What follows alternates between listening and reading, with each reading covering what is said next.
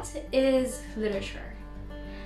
Common dictionary meaning of literature is that it's creative writing of recognized artistic value or published writings in a particular style on a particular subject. But I guess literature deserves to be looked at as more than just writings. It is something richer, something deeper, something more essential, because there must be reasons why it has lasted for so long. So let's ask the question again. What is literature? I would say that literature is not writing of words, but a struggle for words. When a writer struggles to express their emotions, to escape from the world around them, or maybe unite with it, when they struggle to be intimate with the unconscious or their consciousness, when people struggle to understand, literature is born.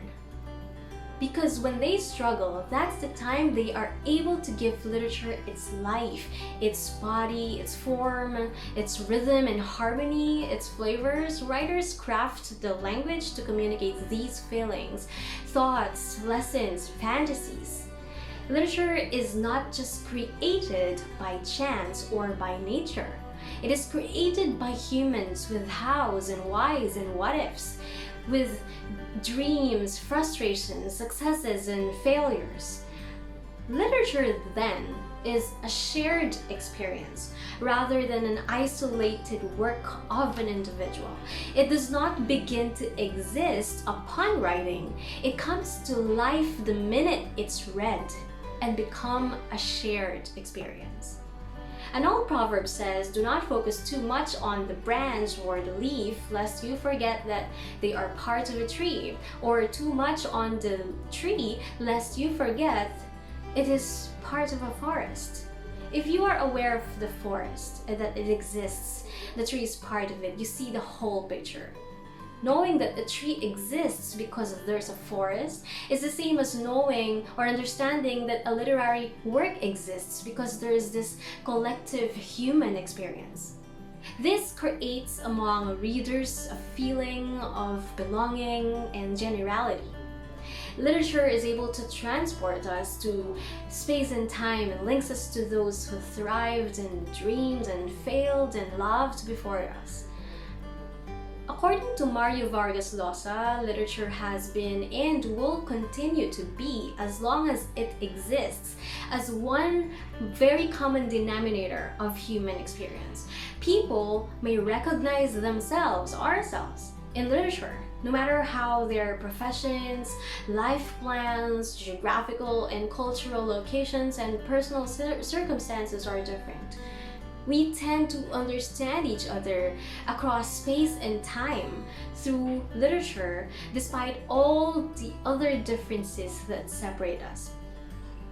Consequently, literature helps us fight prejudice, racism, discrimination, exclusivism, sectarianism, and injustice.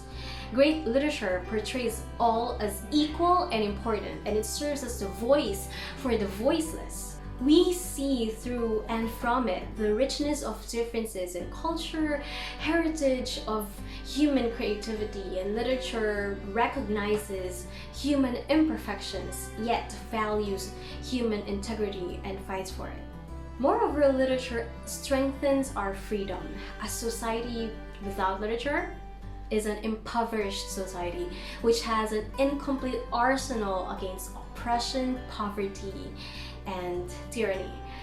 Always remember how Jose Rizal was able to ignite a revolution with two great novels. Meanwhile, going to a more technical side of things, according to Jim Mayer, there are two approaches to defining literature: the criterial approach and the prototype approach. The first approach being the usual approach in defining a word, which is like providing a list of criteria which must be met. For example, McFadden in 1978 defined literature as a canon, which consists of those words in language by which a community defines itself through the course of its history. It includes works primarily artistic and also those whose aesthetic qualities are only secondary. The self-defining activity of the community is conducted in light of the works as its members have come to read them or concretize them.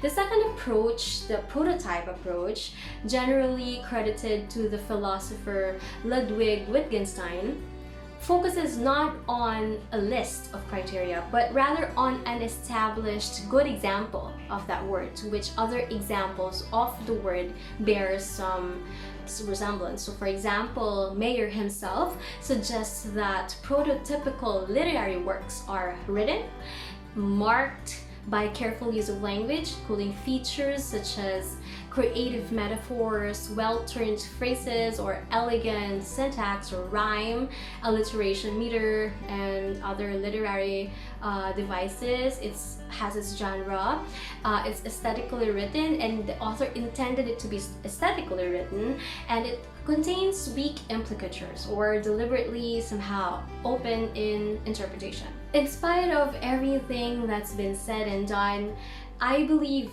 no one can impose a single authoritarian definition of literature, for this forever open, dynamic, and liquid. Whichever way you answer the question, what is literature? One thing is for sure, literature opens itself to those who dare to read it.